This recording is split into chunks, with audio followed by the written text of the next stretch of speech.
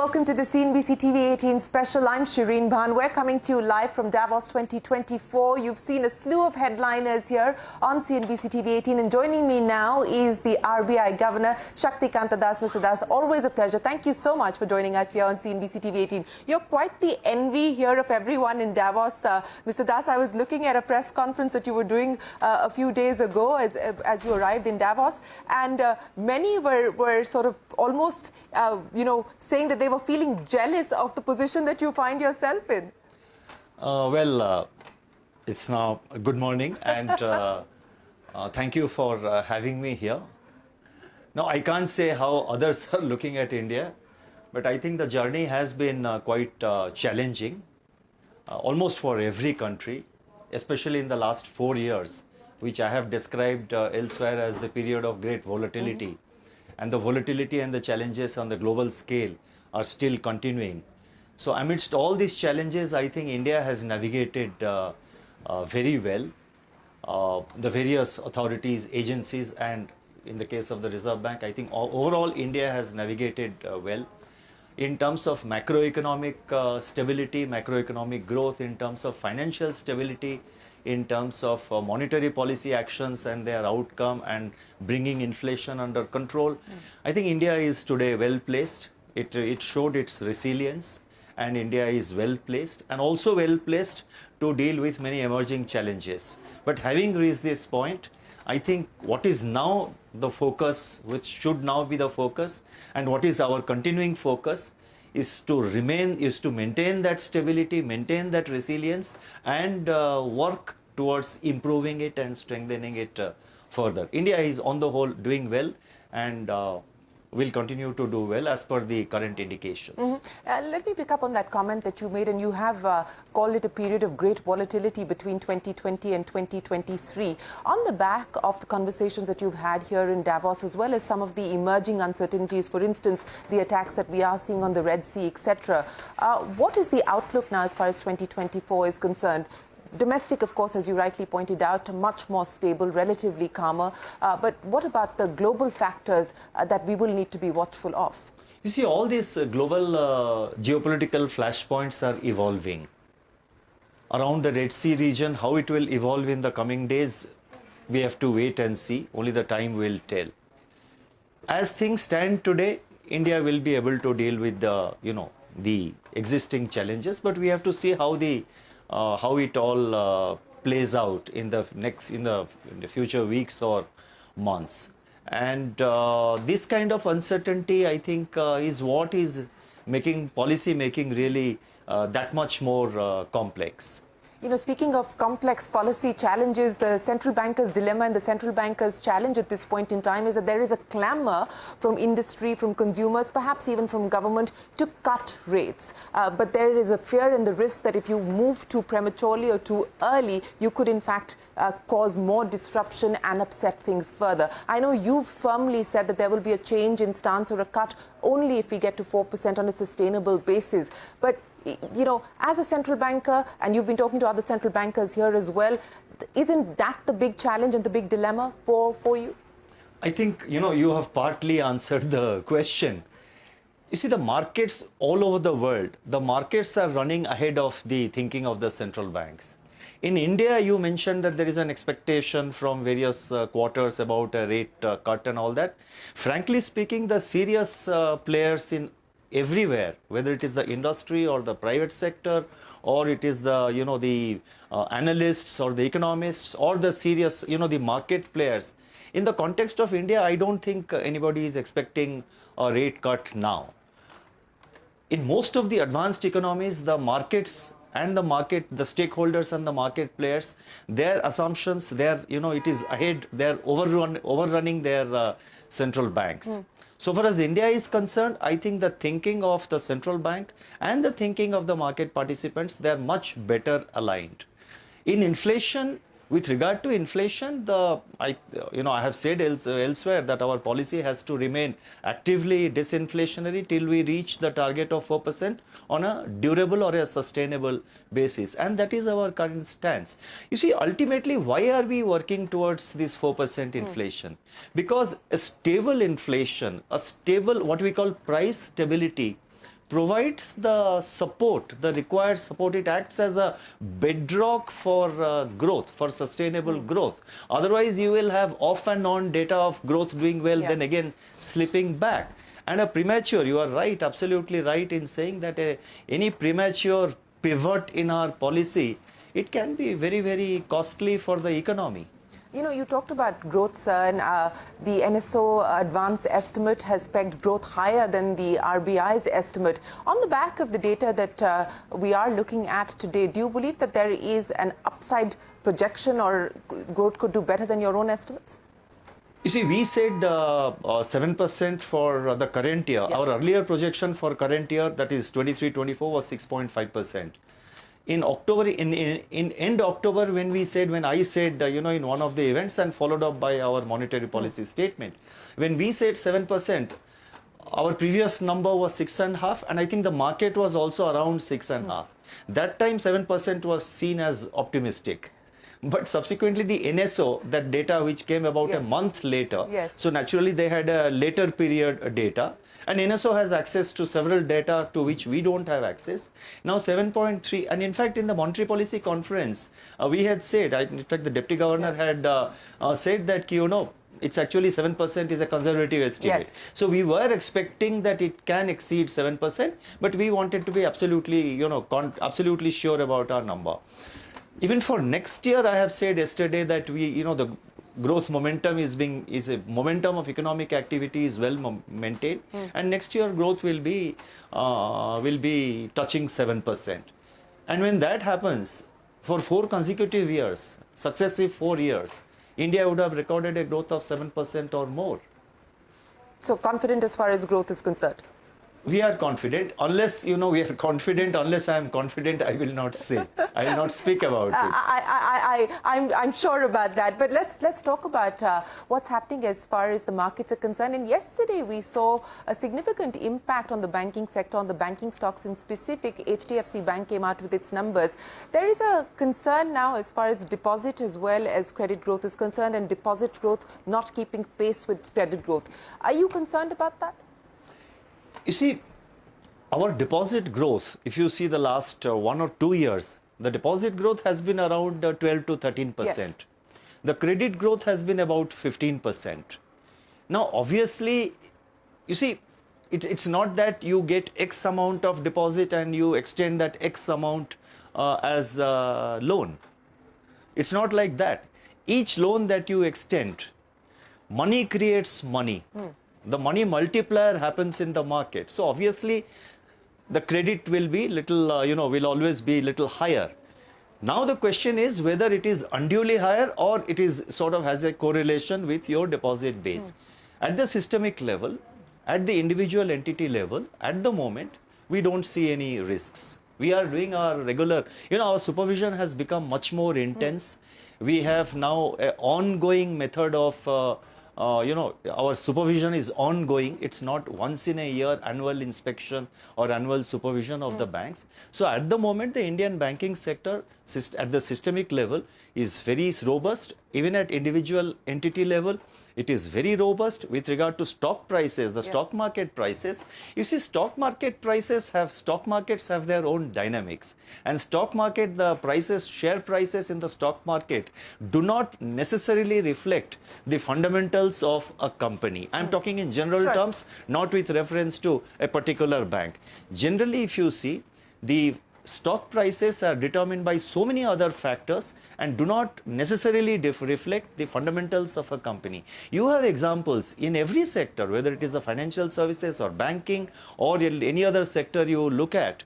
There are companies with very strong fundamentals, but its share prices should be low. And the converse also happens. So therefore, it will not be correct to, judge the health of a particular sector like banking in particular in terms of share prices, movement of share prices, and that too on a single day. There is a concern or perhaps confusion as far as the credit deposit ratio is concerned and whether the RBI is likely to mandate a number or not. Could you clarify this for us? You see, we have not mandated any number.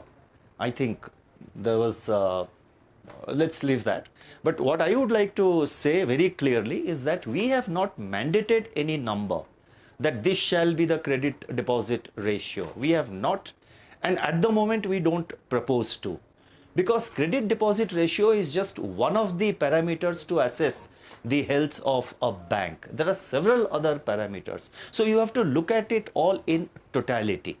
All that I can say is that there should not be exuberance in lending, number one. Number two, there should be some correlation between your deposit base and your credit growth. There should be some correlation. But in terms of hard coding it, in terms of a particular number, there is no such proposal in our mind, and we have not prescribed any such number. Is there signs or evidence of exuberance that you just spoke of, or misalignment in any particular cases, individual cases at this point in time? You see, not at the systemic level, not with regard to overall credit. We saw some signs of it in, with regard to the personal loans, especially the unsecured loans. We saw also some amount of, with regard to the interconnectedness between the banks and the NBFCs. So at the sector, not even at sectoral, in subsectoral level, wherever we, in places where we saw a possible buildup of exuberance or a possible buildup of stress, we have already acted. In November, we have issued the required, we have increased the risk weights and we have acted. But the numbers as they prevail today are actually not bad. The numbers are okay. But we have acted preemptively. We felt that if we allow this to continue and if left unattended, this can create a potential situation of stress. So we were dealing with a buildup of stress, a possible stress from actually materializing. So it was a kind of a preemptive action to prevent the kind of fear of missing out, or a kind of what could have become a possible exuberance. Yes, you said that you didn't want to wait for the house to catch fire, and hence you acted preemptively. Any other areas where you feel that you may be forced to take preemptive action? Usurious rates, for instance, for MFIs, is that at all a concern for you at this point in time? You see, we are monitoring almost every aspect of the banking and the credit space of the entire credit ecosystem. As and when something becomes necessary, we will definitely act, and our actions will always be, our endeavor is always to make, to take preemptive and proactive actions. On the back of the measures that you've already taken, and one involving the AIF, so there are representations being made by that industry, by the AIFs, etc., to the Finance Ministry as well as to the Reserve Bank, saying that perhaps there needs to be a review of that decision, or at least more time given. You've obviously, I would imagine, have heard from them. How do you respond to that? You see, this decision is the result, is the culmination of more than 1 year of keeping track of the developments in the AIF sector. It's not as if suddenly something came to our notice and we acted. We have been tracking these developments for about more than a year now. And initially we saw some signs here and there. So when we see some signs here and there, we try to deal with it on entity-based approach. Our supervisors take it up with that particular entity and try to deal with it on a bilateral basis. But when we see something, becoming, showing signs of getting widespread, we had to act. How widespread is the problem today? No, I can't again quantify it, but there was this whole issue of evergreening that was taking place. So therefore, that had to be prevented. All that we have done is that we have also said we have not stopped any lending. We have only said that if you want to continue, you treat it as, you treat it in a particular way and you provide for it in your accounts. And so that is what we have said. And some representations have come, they are being examined. But could there be any kind of review as far as the decision is concerned? No, I can't say. It is being examined. We have got number of representations. They are being examined. And with regard to the decision, it's a well thought out decision to prevent a kind of a new source of stress or a new source of problem for the Indian banking sector. Please remember what was the health of the Indian banking sector 10 years ago and where it is today. In fact, the gross non-performing asset has reached an all-time low of 3.2%. The profitability of banks are very good. The capital adequacy of banks are about 16.8%. And our stress tests also show that even under severe stress scenarios, the banks will be able to maintain their minimum regulatory capital. So we have to be therefore very careful. The banks have to be careful. The banks are careful. I see a clear improvement. I see a clear improvement in the risk management practices and in the governance practices of the banks. But more needs to be done, and we are working on that. Would you extend the same view as far as NBFCs are concerned? NBFC sector is definitely far better, and the numbers also are, numbers in the NBFC sector are also very positive. They are also, I would say, quite robust. And particularly the bigger ones, after the scale-based regulation, as you know, yes. We have we have different regulations for depending on the size and complexity of the NBFCs. So NBFC sector parameters are also looking good, and again, they have recovered in the last 4 years in the post ILFS scenario. They have recovered very well. In 2019, when I joined Reserve Bank after about 2-3 months after the ILFS crisis, end of 2018 and the whole of 2019, the entire, there was a crisis of confidence. There was a lack of trust on the functioning of NBFCs. And I am happy to mention here today that both as a regulator, we work very constructively with the various financial sector entities and with the sector as a whole. So as a result of the efforts of the Reserve Bank and the efforts of the individual, particularly the large and the medium size NBFCs, that sector is today much healthier than it was earlier. Let's talk about another emerging sector, and so that is the fintech sector, which has of course seen a accelerated growth trajectory over the last few years. What's your take there as far as regulation is concerned, SROs, and especially given the kind of explosive growth that we've seen? You see, there are 3 things I would like to mention. One is that there are NBFCs and also there are banks which do lending through digital means. So there are NBFCs which are primarily focused on digital lending. Now that was a growing sector and that needed to be properly regulated, and the regulatory architecture had to be defined. So therefore we appointed a committee. The committee gave its recommendations. That was, the discussion paper was put out. We got the comments. We had wide-ranging consultations, and we have issued detailed guidelines for the digital lenders in the digital lending space. In fact, when we did that, there was some amount of criticism that RBI was trying to stifle activity in this sector. But let me tell you that the fact that it is now regulated by the, by the Reserve Bank, and there are clear regulatory guidelines, it has increased the trust of the investors, and it has become, so there is greater investor confidence on digital lending. That is the first thing we have done.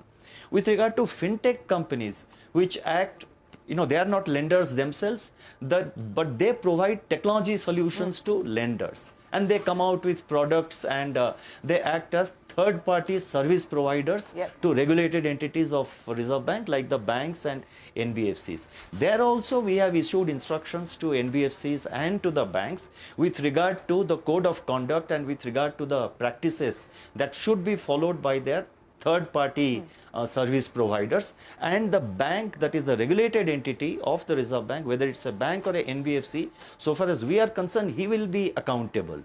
And to that extent, he has to regulate the fintech companies. But the way, and the fintech companies are growing exponentially, they should grow. After all, modern times belongs to technology.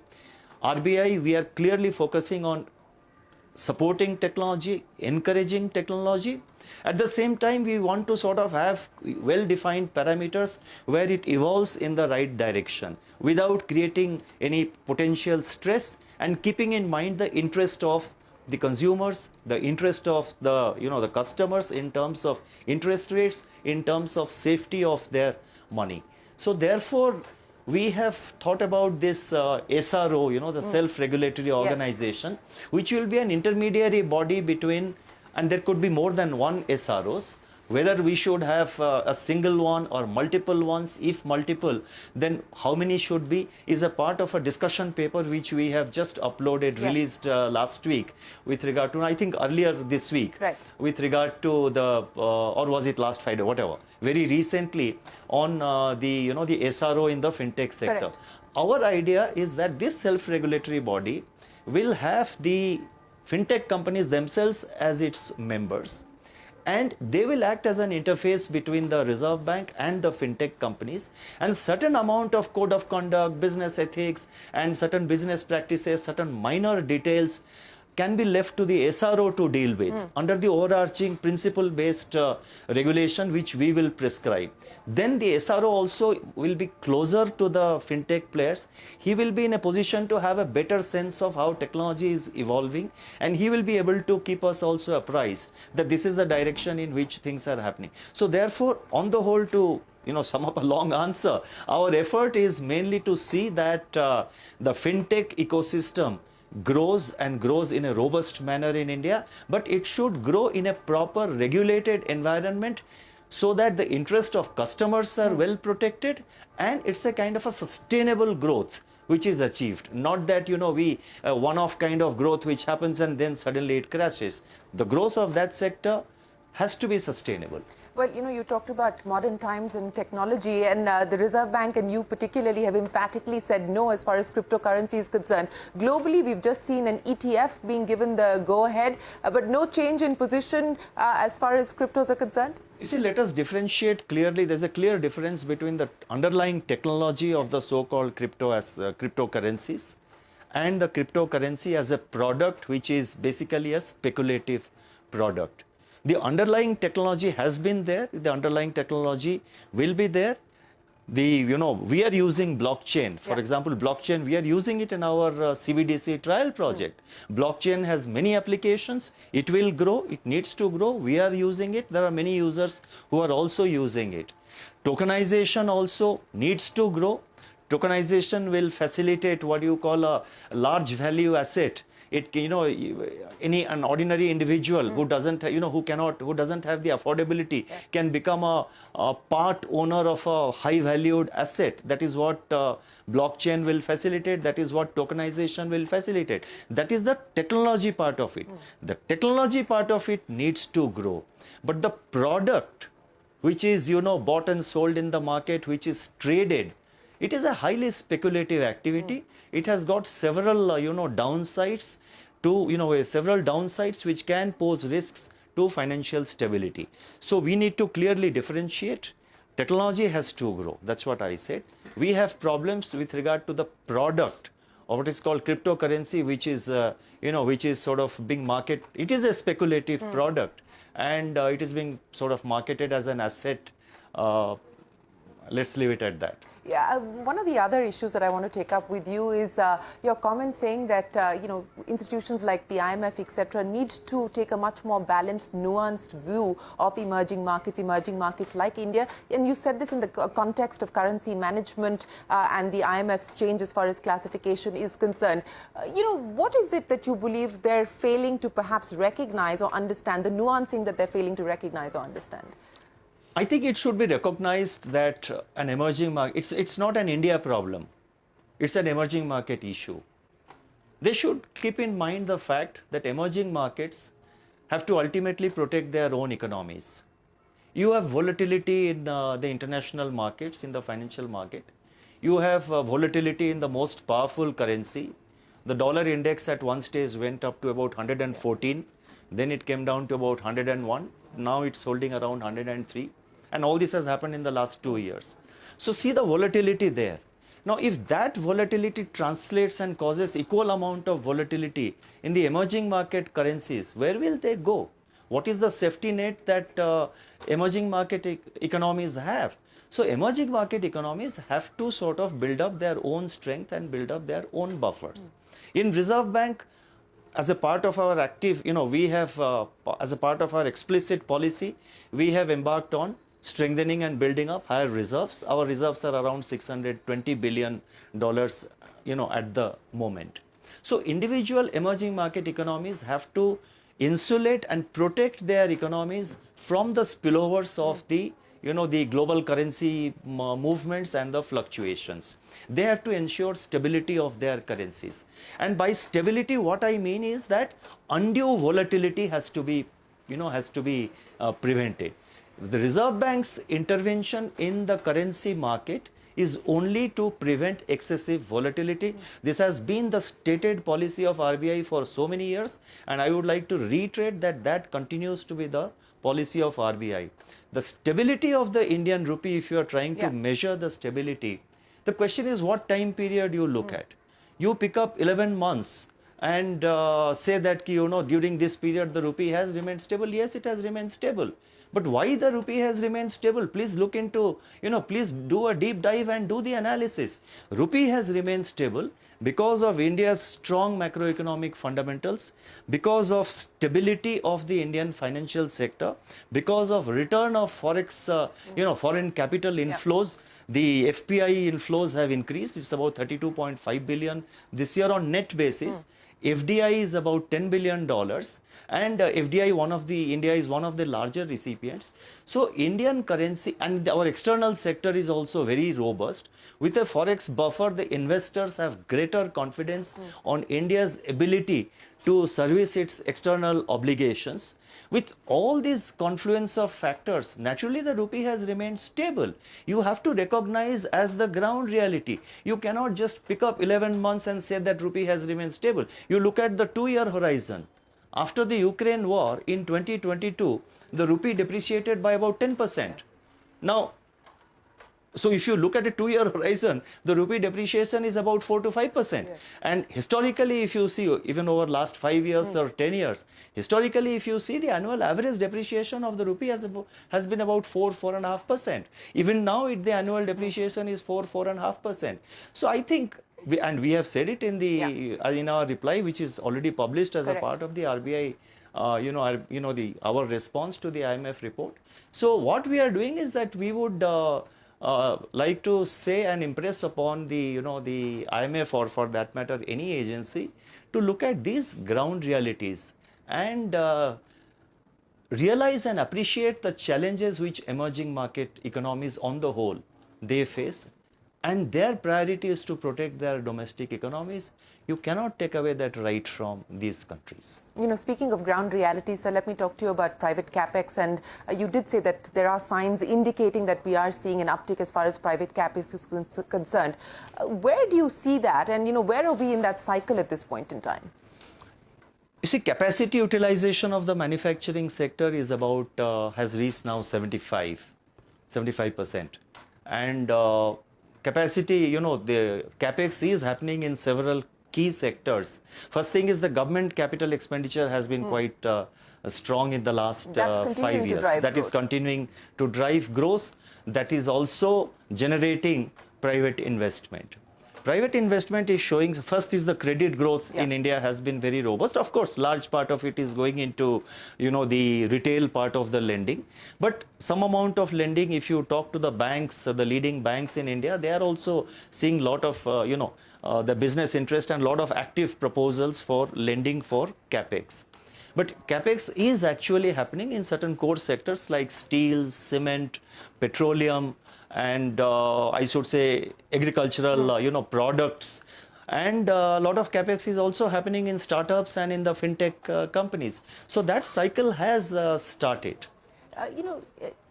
The action that you took as far as unsecured loans are concerned, are there any other pockets where you believe that there are signs of overheating, where you may not have intervened yet, but you may have to intervene?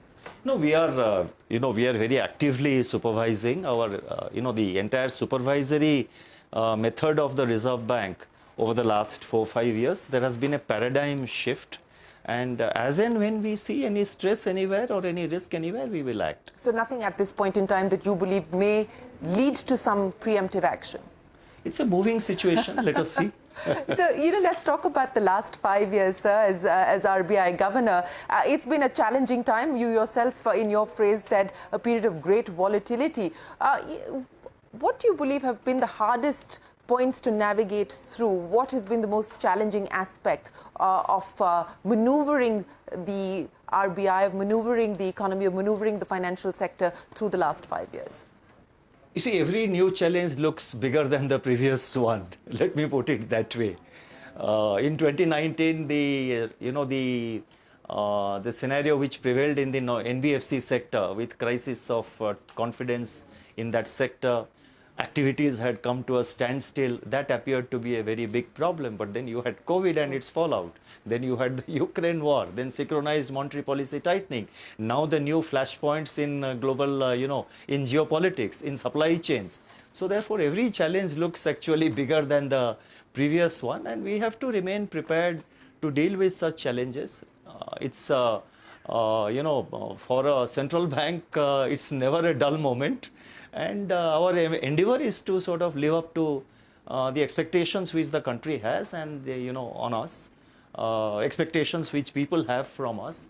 And our effort and endeavor is always to live up to that. And one thing which I think I can say with confidence, what the Reserve Bank has been able to achieve over the last 5 years is to bring about financial sector stability and also contribute to macroeconomic stability of the country. You talked about never being a dull moment as far as the RBI is concerned. I would imagine that that is the case. But let me ask you about growth priorities. I know that your mandate is inflation, but let's talk about growth priorities in the context of the fact that we now have a vote on account and then, of course, the full budget coming up. So what would you like to see as far as growth priorities are concerned? No, I think it's not appropriate I'm for not me asking you to comment on the budget, but in general. I think the growth should be, the growth is at the moment, economic growth, the growth is, the momentum continues. The the economic activities on the overall economic activities are maintaining their momentum. And that's why we have said that 24-25, I have said yesterday that, we expect a growth of 7% in the next financial year. So the growth has to be sustainable. The rate of growth also has to improve. And it is happening. You see, the potential growth of the Indian economy is also steadily rising. Our potential growth was about 6% or so in the year of the COVID. Then some research paper published by the RBI researchers talked about the potential growth of India being 6.5%. But now the growth is, for the last 3 years, including the current year and next year, hopefully. And we do believe that it should be, it will be 7%. If that happens, as I said, 4 years of 7% growth. So actual growth is therefore running ahead of the growth potential. So therefore, we expect India's growth potential also to move, towards 7%. Let me end by asking you, what is the one thing that you're excited about today? Here people are talking about AI, talking about the impact of that and so on and so forth. But, on a wide canvas, what is the one or two things that you're most excited about from an India perspective? I will not say I'm excited about, but I can say that I see some very positive signs about, growing confidence on India, growing expectations from India that India will be a country which will perhaps play a bigger role in global growth, expectation that India will provide the necessary momentum to world growth also. The IMF has projected that India's share in global growth will go from the current 16% to about 20%. No, 16% to 18% right. By 2028. So therefore, what I see here, I cannot say that I get excited. I'm not excited over everything. One has to maintain that amount of equanimity, more so in a central bank. But I think there is growing interest on India, there is growing confidence on India, there is growing expectation that India will play a bigger role in the global economic growth. RBI Governor Shaktikanta Das, always a pleasure. Many thanks for joining us here on CNBC TV 18. Appreciate your time, and we look forward to seeing you back in India. Thank you so much for joining us here, sir. That is the RBI Governor speaking to us. We will take a break here and return with a lot more. Stay tuned. We're back in a moment. Can I just